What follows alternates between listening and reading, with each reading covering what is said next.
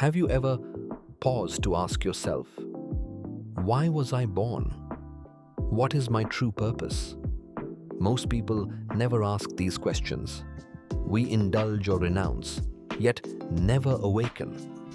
For the world, self-realization seems unnecessary. But for the awakened soul, it's essential.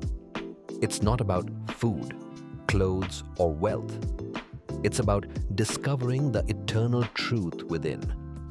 Kings, philosophers, seekers, and teachers all revealed that true freedom comes through awareness. To be self-realized is to live fully in the world, yet remain beyond it, free and at peace. This is the supreme state of life, the highest blessing. So let's dive into this journey of awakening, into the mystery of self-realization.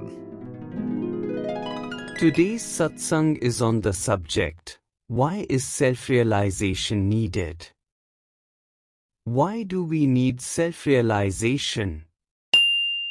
Why self-realization? If you understand deeply, in order to live this worldly life, there is actually no need for self-realization. That is why 99.9% of people in this world are far away from self-realization. They don't even know what self-realization truly is. They feel no need for it. It has even been said that God is dead. From morning till evening, where do you feel the need of the divine? Nowhere at all. In this world, there is a school of thought called Charvak. Their belief is that spending time on self-realization is simply a waste. What benefit does it give? From self-realization, you don't get food, you don't get clothes, you don't get a house. Communism even tried to eliminate the very idea of self-realization. That is why in this world, most people don't feel the necessity of it. We only live either in indulgence or in renunciation. Some live to enjoy, some live to renounce. But very few live in awareness and understanding. Only the one who wishes to awaken and to understand feels the true need of self-realization. You eat 3 times a day.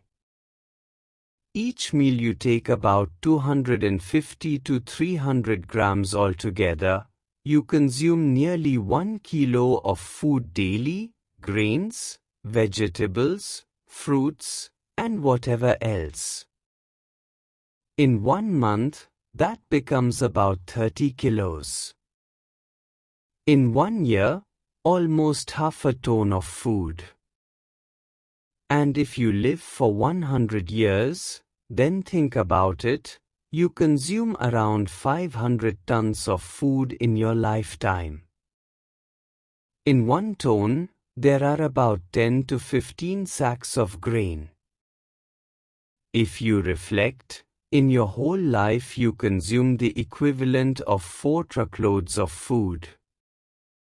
And the same amount that goes in, comes out of the body as waste, as manure. This is indulgence. We live only in indulgence or in renunciation. We do not truly believe in awareness. The renunciate thinks the indulger is wasting his life, and the indulger thinks the renunciate is torturing himself. So, these are the only 2 states in this world. And as for God, people don't even feel the need of Him. Less than 1% of people live in a state where they actually question, why was I born? What is the purpose of my life?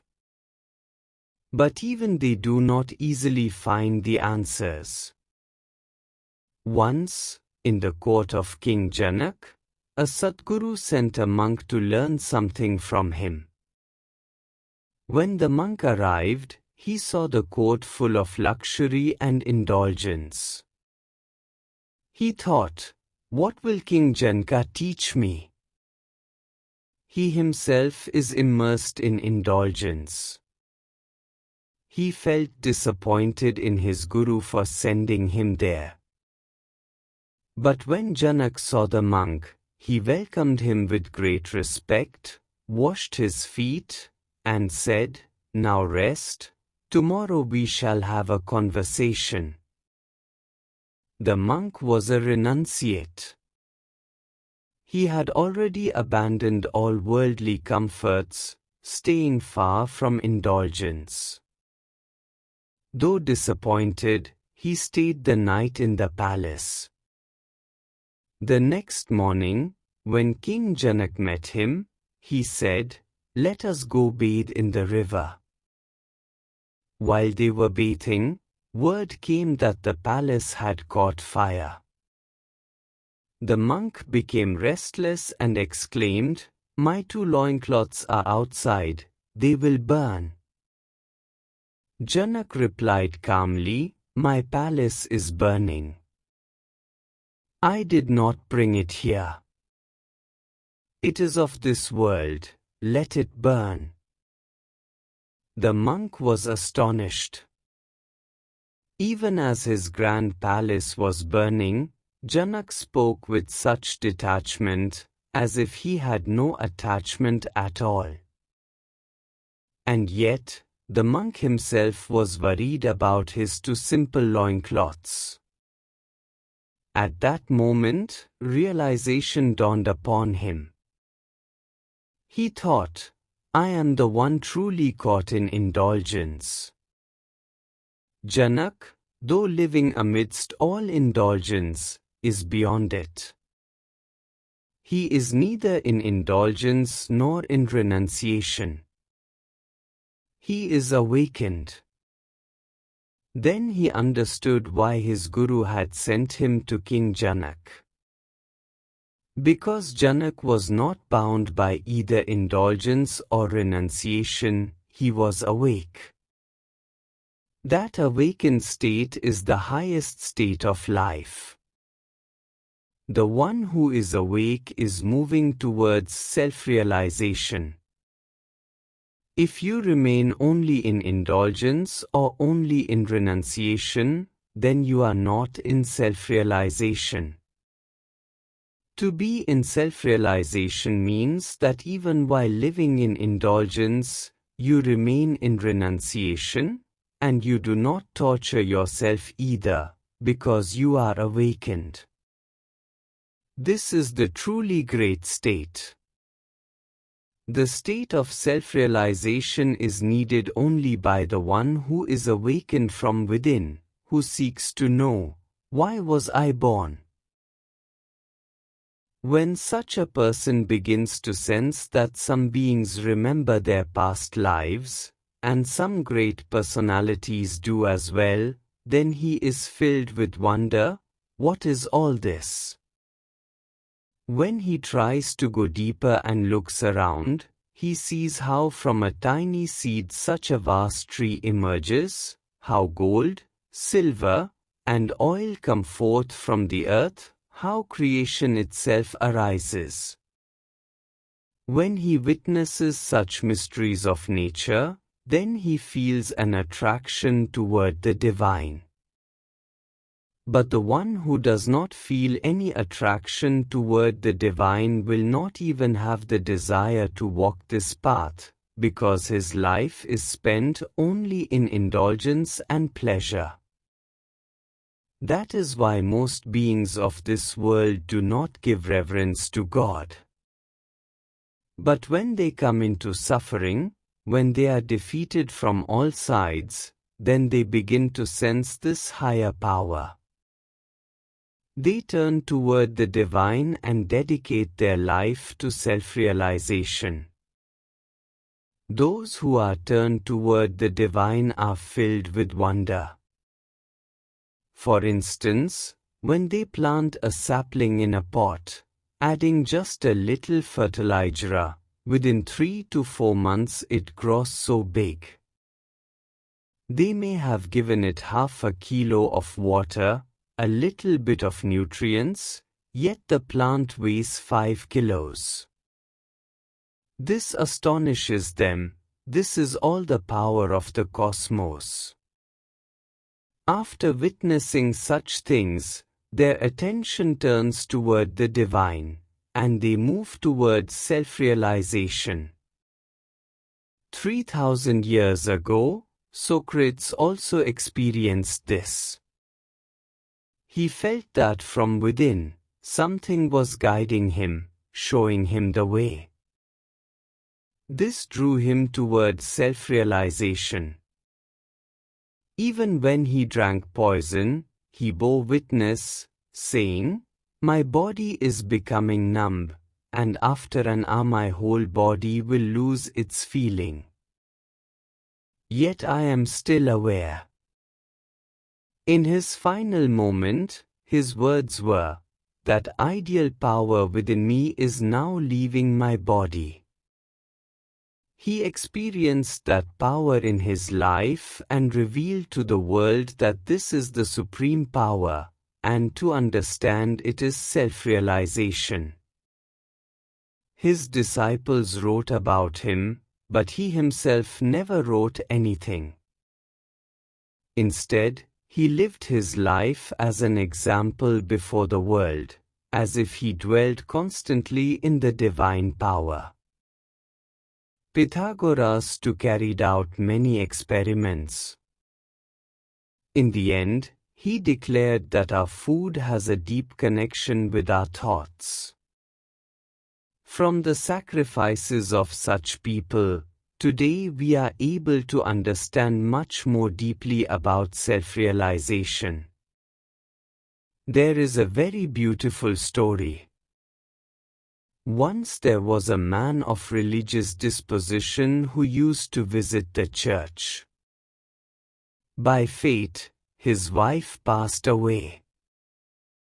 Later, he came into contact with a woman working in his house, and from her he had a son. He considered this his sin, and could never rise above it. He suffered greatly, and his whole life revolved around this sense of sin. When his son grew to about 20 years of age, he revealed his entire story to him. The son was astonished that for such a small incident, his father had lived his whole life in unrest. He could not understand that life is like the current of a river. Just as the river keeps flowing, whatever comes, the water still flows on. When you place your foot in the river and take it out, and then place it again, neither is the water the same, nor is your body the same, for even the body's cells keep changing, and the world itself keeps changing. The son was amazed that after spending so much time in religion, his father could not rise above this small act.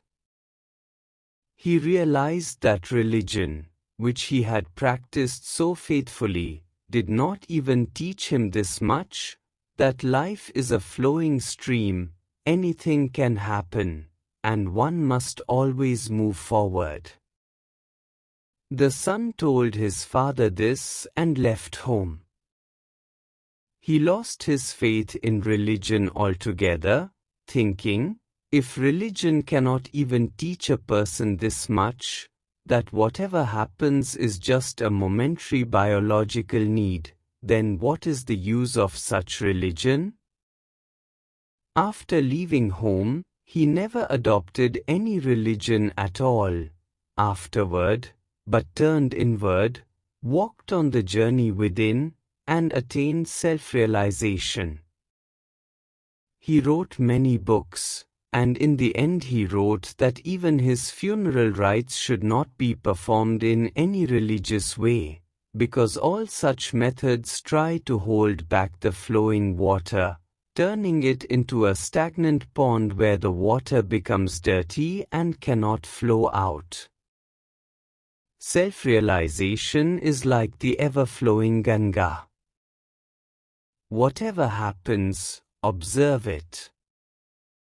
Remain aware in it. And by remaining aware, you will rise above your karmas.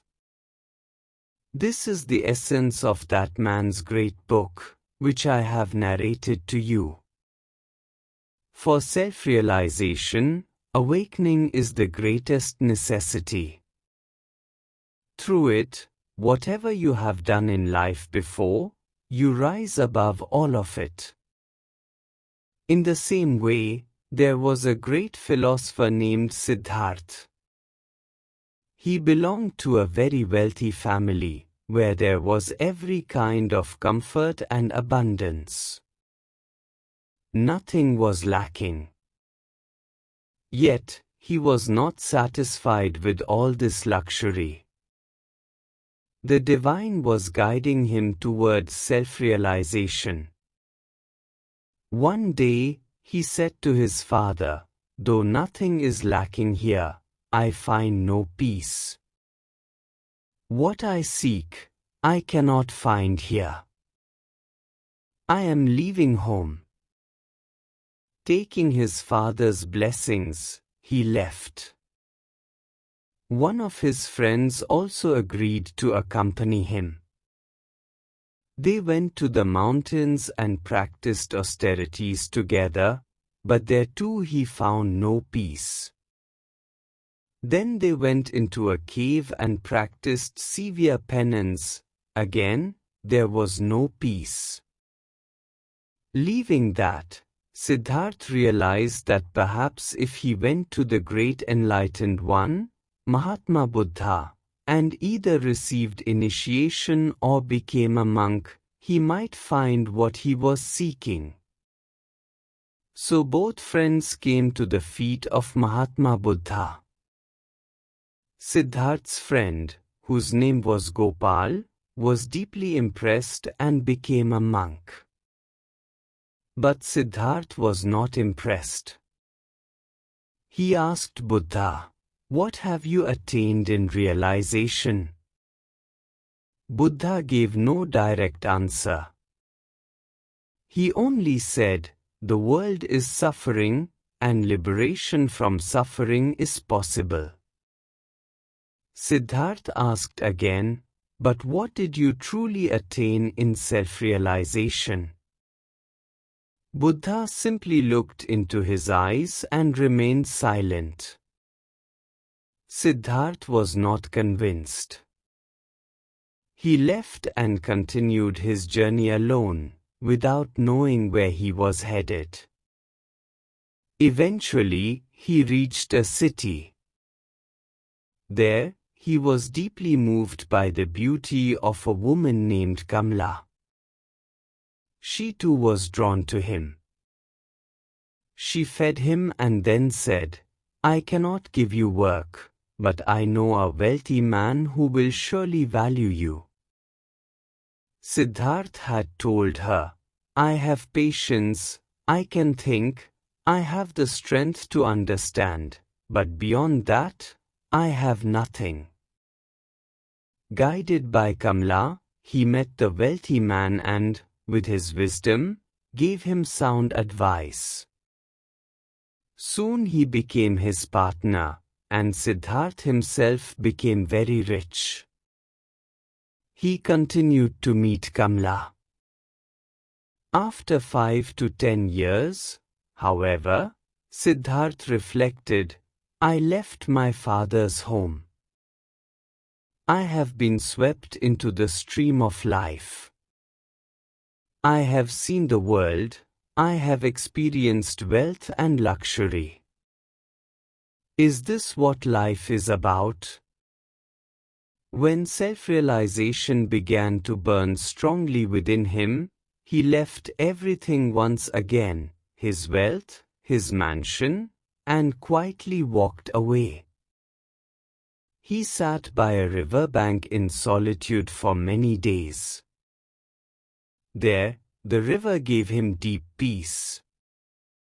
He realized, life itself is like the flow of this river. It never stops, it only merges into the ocean. One must flow with it. Only then does true knowledge arise. There, he met a boatman, Kevat. He began living in the boatman's house and started doing the work of a boatman himself. He made his mind so calm, so empty, that he attained the knowledge of the universe. He had no attachment to anything. After earning so much wealth, he left it all. He left his father's house as well. He was not pleased even with Mahatma Buddha, and in the end he realized in life that life is like the flow of water. The river never stops anywhere, it only goes to the ocean. One must flow with it. It is only by flowing with it that knowledge arises. Nowhere must one stop. In the meantime, a woman named Kamla came. She had a child with her. She said, "This is your son," and left the child there. He raised the boy. But when the boy grew a little older, he did not like staying with him and left. Later, his old friend Gopal, who had become a disciple of Buddha, came. Seeing the radiance around him, Gopal was overjoyed and wondered, "What is this? He has become so great. There is such emptiness in his eyes. He seems even greater than Mahatma Buddha." So his friend Gopal said, "Please give me guidance, show me the path." He replied, "The path cannot be shown. You will have to find the way yourself." Then Siddhartha said, "At least kiss my forehead." The moment Gopal kissed his forehead, at once the flame of self-realization was kindled in him. In a single instant, he became a completely different person. In the end, Siddhartha lived his life according to the river's flow, remaining in emptiness, and it was in that very emptiness that he came to know the reality of the void. This is a true incident, and a large book has been written on how he became such a great knower. Flowing with the current of life, he accepted everything that came, never went against anything, stayed wherever nature took him, and never kept any attachment to objects. When a person becomes empty, without any desires, without any wants, choiceless, then whatever comes in life, he accepts it joyfully. And in the right time, self-realization happens to him on its own. You must have heard the name of Jiddu Krishnamurti. When Leadbeater and Blavatsky saw this boy in Madras, in a very poor and frail condition by the seashore, Leadbeater had such vision that by seeing someone he could perceive their past life. When he saw this boy, he was deeply moved. Though the boy was in a very destitute state, Leadbeater contacted Madame Blavatsky and she too came. Meeting his parents, they adopted both this boy and his brother, and they made efforts to groom Krishnamurti to become a world teacher. He was educated in England, fully refined and prepared. In a sleepy state, they even gave him self-realization. When they were fully satisfied, they announced him as the world teacher, under the order of the Star of the East. But when, in the Netherlands, there was an attempt to channel the spirit of Maitreya into him, Krishnamurti refused to allow any other soul to enter him. He rejected becoming the so-called world teacher. All the millions of dollars that had been collected for the Order of the Star of the East, he returned entirely. And he declared himself free. All the effort of Leadbeater and Blavatsky towards him turned into nothing. But he said clearly that self-realization cannot be given in this way. When he could not even save his brother, when his brother was ill, Krishnamurti said, "If my brother could not be saved, then how can this world be saved?" He clarified that truth comes from silence. By effort, truth cannot be established within oneself. Many attempts were made to establish truth inside Krishnamurti in different states.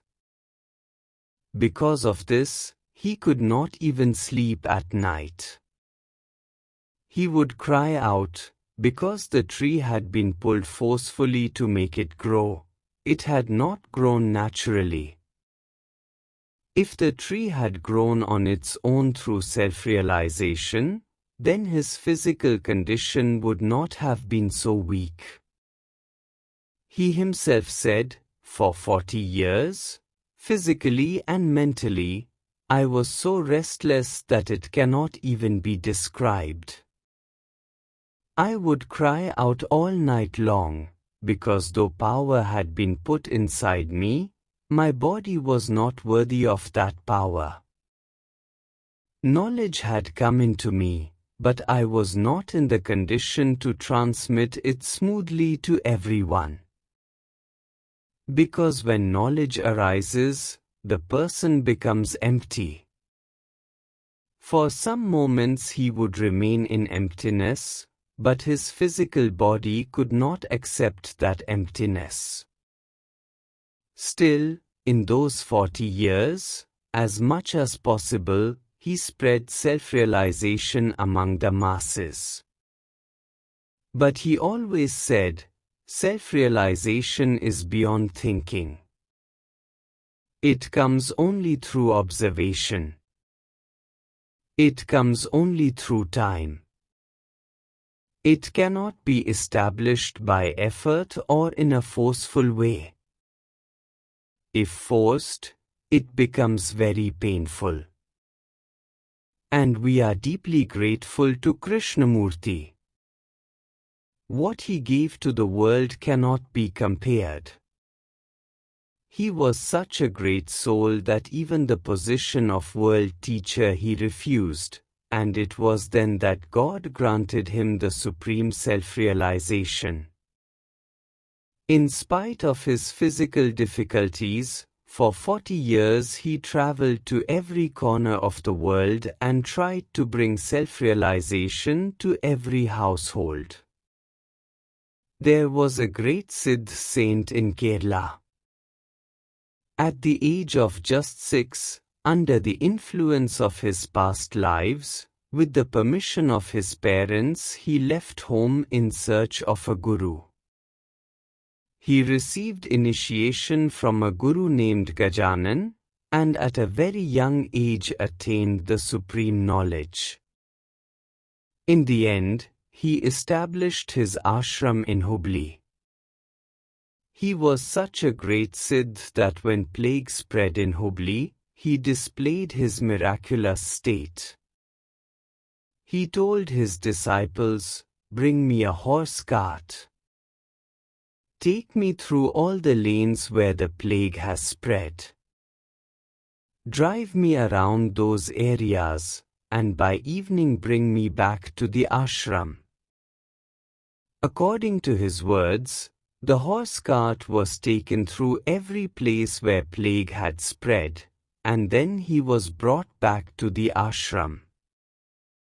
Merely by his presence, wherever he went, the plague fled away as though driven off by a strong wind.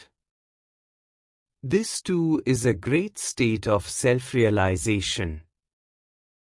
Whoever walks on the path of self-realization attains such great siddhis or spiritual powers that it is impossible to even describe them. Even while flowing with the stream of water, they gain the knowledge of the universe. Whatever circumstances arise in life, they do not resist anything. They remain only in an aware state. Krishnamurti too gave inspiration to remain in awareness and in a state of awakened consciousness. And whatever stories I have narrated to you, their only inspiration is this: if you remain aware, then self-realization will permeate into every cell of your being. You will then be able to serve the world in the highest way. But in the modern age, it is very difficult to attain such knowledge with total dedication. In today's time, only through Kriya Yoga, through mantra japa, and by entering into a deep state of meditation, if we have a strong determination, then self-realization can be attained.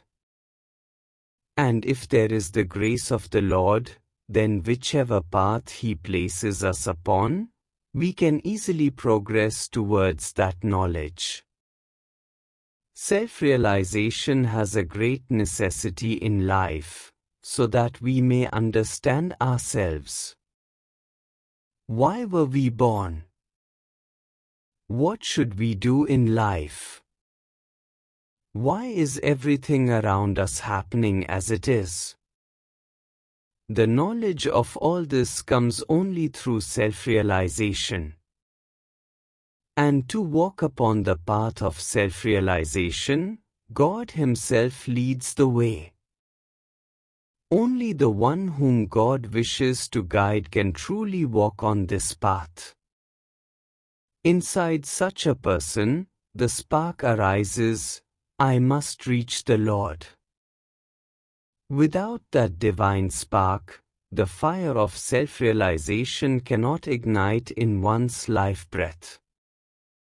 Therefore, we should pray to God: Lord, by your power, lead us towards self-realization, so that we may experience self-illumination in this very life and attain you. This is the supreme state. If we do not do this, then our life will be spent only in enjoyment and in renunciation. To rise above enjoyment and renunciation, awakening is essential, so that we may reach self-realization. Thank you.